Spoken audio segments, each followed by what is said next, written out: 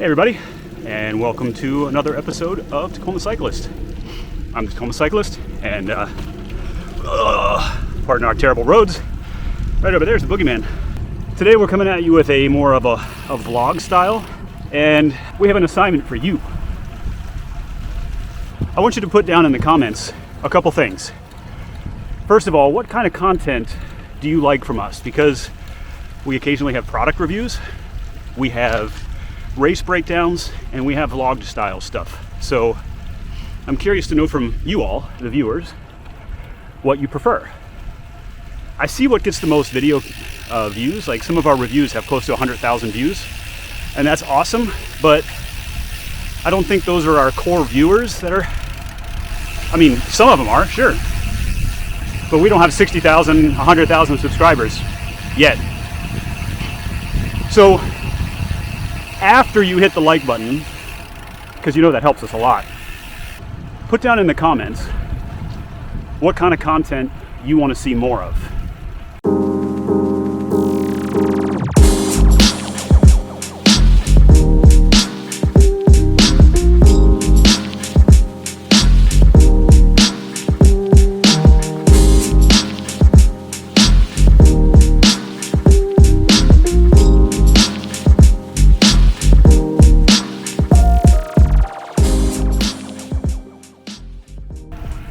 Now I've got another question for you.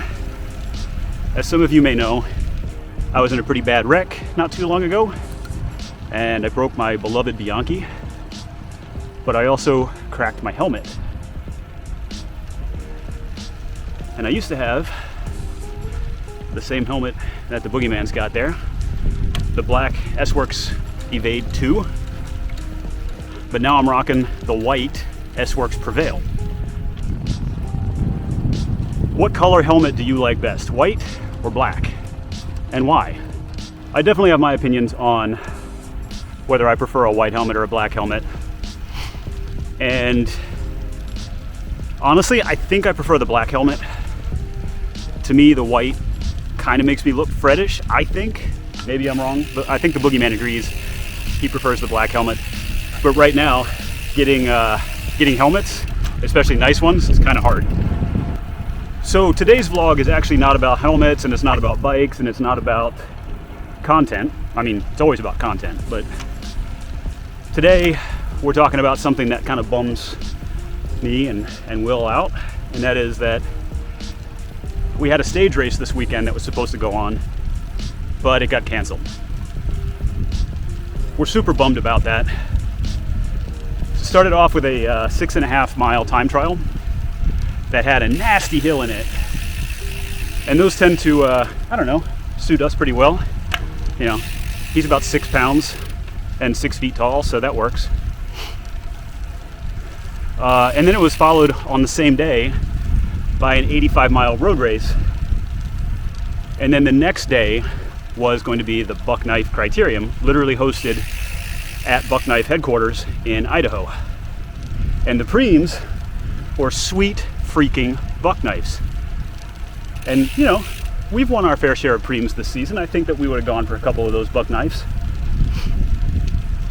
But they canceled it because the air quality was so bad from the wildfires that they really had no choice.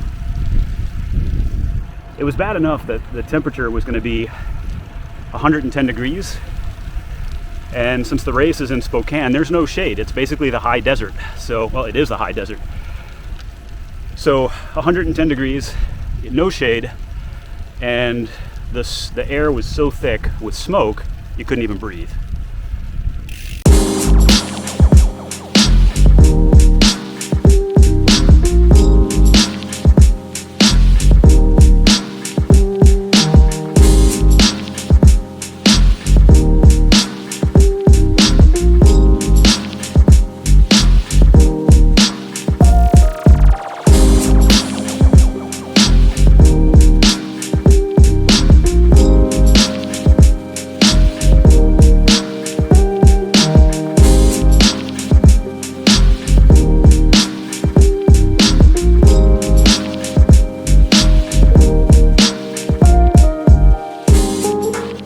said, we're bummed that the race was canceled,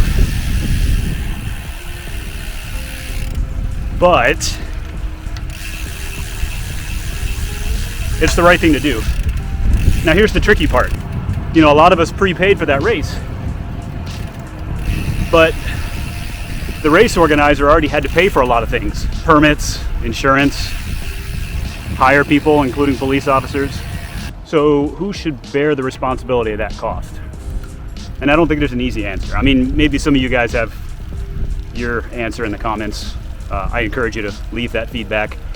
But, you know, for race organizers to take a huge hit like that, I mean, that's a pretty good way to make sure that that race never happens again, because that team's just going to have to front the money, and they're just going to say, I'm not going to take that risk again.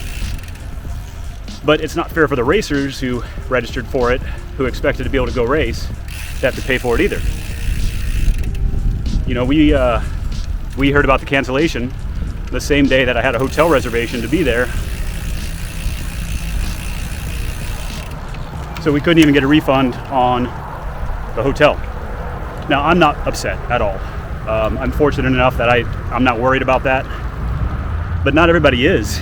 And you have to kind of wonder what the solution is for that. I don't have an answer. This is not a video where I've got an answer. I'm posing questions. But again, the race organizers did the right thing. They took the riders' safety first. So really, I kind of want to give a big shout out to Team ODZ, who were putting on the race. It's called the RC3 Omnium. Like I said, we're bummed that we didn't get to race, but you hear so much in the news nowadays about race organizers organizing dangerous races, conditions being bad, riders' health and safety being jeopardized. They made a tough call yesterday, and honestly, some people are going to be pissed. They're going to be upset that they didn't get to race. Other people are bummed like we are. Some people might be relieved. I mean, let's face it, 85 miles and 110 degrees. Whew, I don't know about that. So me and the Boogeyman, we did our own thing. Friday we went out and hammered it and did some pretty cool hit efforts that made me feel good. Yesterday we did about 80 miles, zone 2, zone 3, never once producing an ounce of lactic acid, which means today we were able to go out and maybe even chase a KOM or two. So it's kind of fun.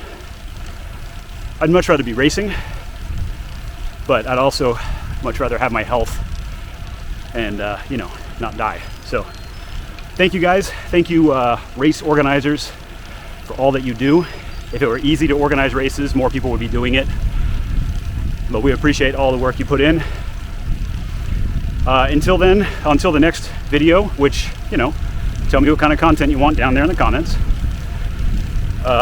Stay classy. Hit that thumbs up button. Unless you hate the content, then hit the thumbs down button. We'll take it personally.